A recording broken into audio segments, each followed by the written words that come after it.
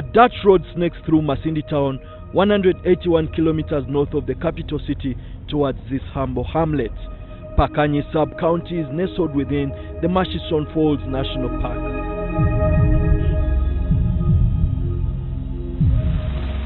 A jewel in the crown to behold, Murchison Falls National Park teems with wildlife. The roaring river Nile shimmers through the lush vegetation, and often tourists gather here to watch the sun top-oak the waters. Yet outside the park, life is a stark contrast, as some of the poor communities for long spells have eked a living through poaching. As the rains begin to pound the area, the season for planting is here. Yet the tranquil environment here belies a mystery that continues to stalk this area. On the day this picture was taken, these men were seen denouncing poaching.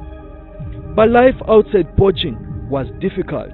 According to their relatives, these men kept contact with game rangers inside the park. The author claims his brother would often get guns from game rangers, which he used to kill elephants for tusks. He reveals that his brother got entangled in the complex web of ivory tusks thread. The story of 7 men who went missing 3 years ago still remains a mystery. Did they ever make it to Murchison National Park? Were they perhaps eaten by wild animals? Or were they killed? These are some of the questions whose answers I'll try to unravel. On the night of 29th June 2013, Jaotho claims his brother Mobutu received a phone call from one of the rangers in the park. Mobutu and his colleagues set off for the park under the cover of the night. It took them 2 days to get to Labongo camp, 60 kilometers inside the park. Once there, the 8 men settled down to have a meal and discuss the deal at hand.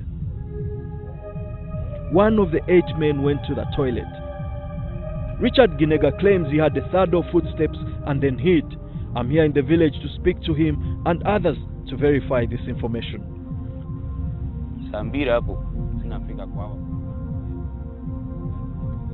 At about 8 p.m. when we arrived there, Jovule came to meet us and was happy to see us, and he expressed his concern about our stay at that place. They cooked food for them and it went bad. He said there is food, so removed the things that we came with, amongst which were cigarettes and sachets. After that, we were tired and wanted to sleep. They gave us rooms to sleep, about 3 rooms.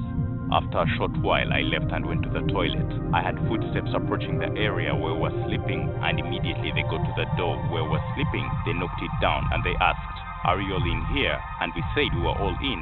And I was wondering what the problem is, as I was in the toilet at the time. A few minutes later, I had the sound of a car approaching, and I figured it was a bad sign. So I quietly slipped out of the toilet and started listening from a distance.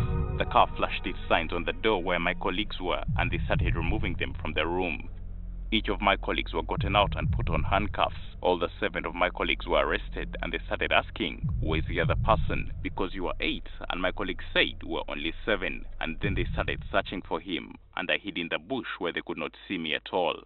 At about 7 p.m., I slowly sneaked into my home and then asked my people whether there were any people who came looking for me, and my wife said no. There was no one, so I told my wife that all my colleagues I went with have been arrested. So if someone comes here asking for my whereabouts, don't reveal. Don't tell them where I am, and I was afraid that my colleagues who were arrested may lead the rangers to where I stay. So I went to sleep in a different area the next day. I started a journey because I was suspicious they would come to arrest me. I ran away to a distant place in Kibirani. After 3 days, we had people arrested in the Labongo camp who were killed.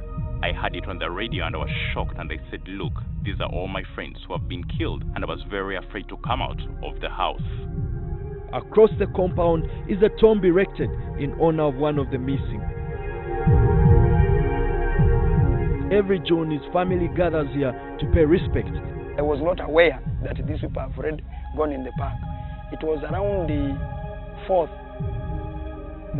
July. That's when my elder brother called me that you first come at home, there is a problem. Me, I asked him what is the problem. He could not reveal the problem, what the problem was. Then later on, I had to come.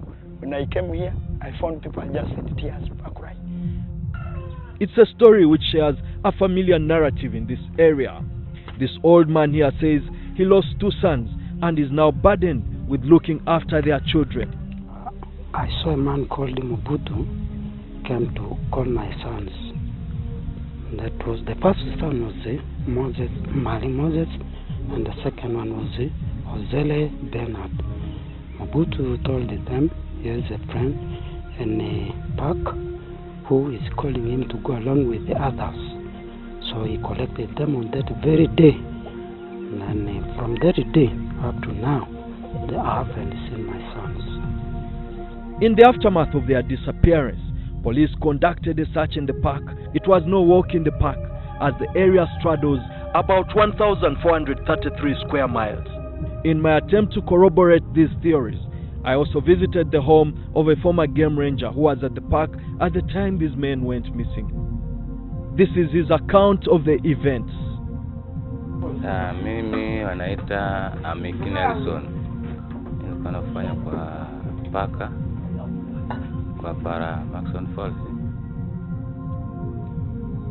My name is Nelson Amiki. I used to work at Murchison Falls Park.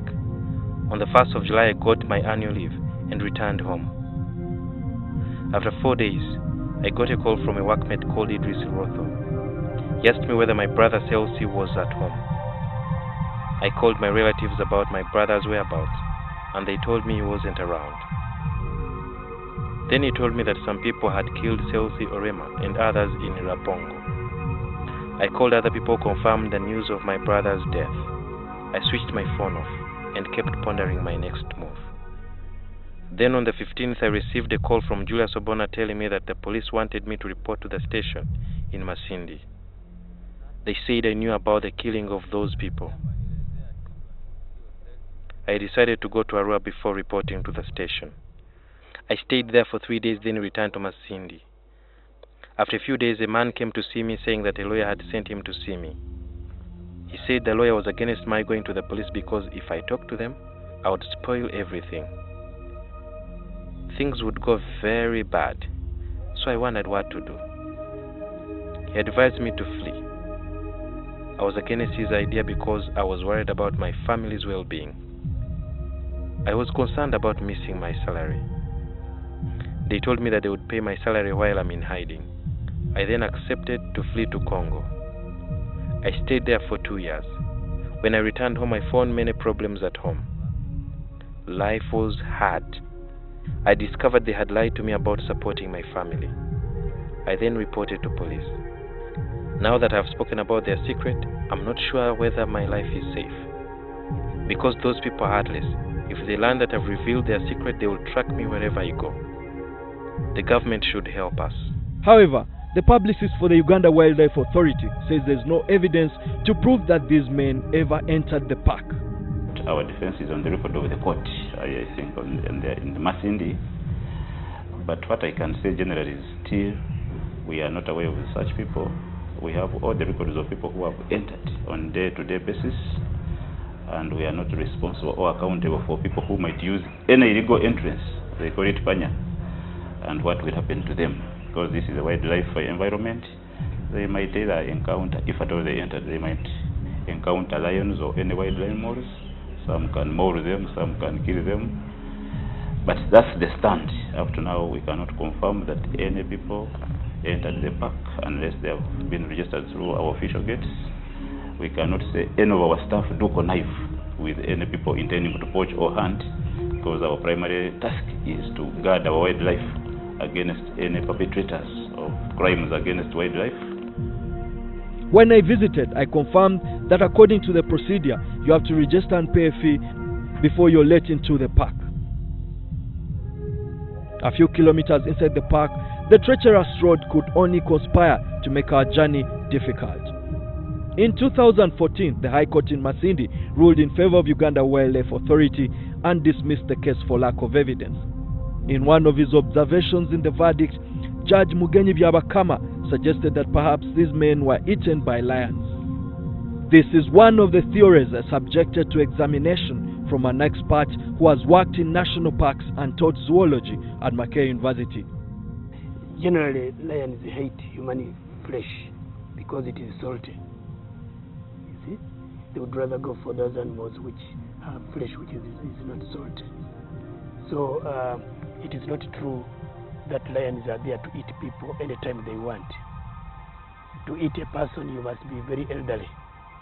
If you are vibrant enough, you will hunt.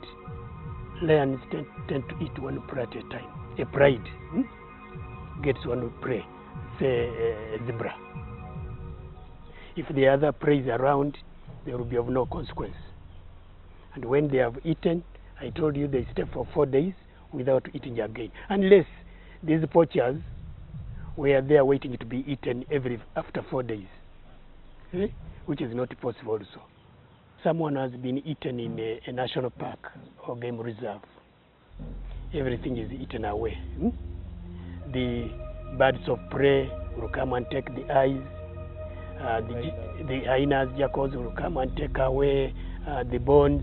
The only thing which can remain, and it must always remain, is the head, the skull, because the skull is round. Every time you try to eat it as a hyena, to rotate. So if you are looking for somebody, you look for the skull. It will always be there, unless you are telling me that someone came and carried away the skulls. I also acquired printouts of the telephone numbers of these missing men. These printouts show that the men were within the park on the day they disappeared.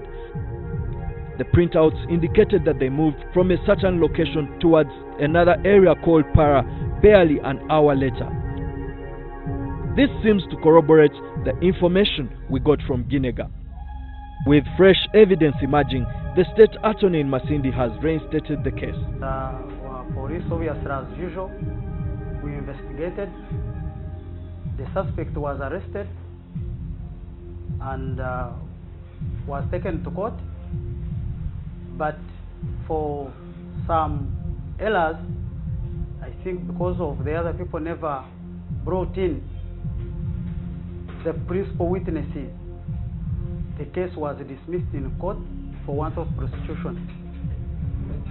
But after the dismissal of the case, the RSA, the state attorney, applied for reinstation of the case.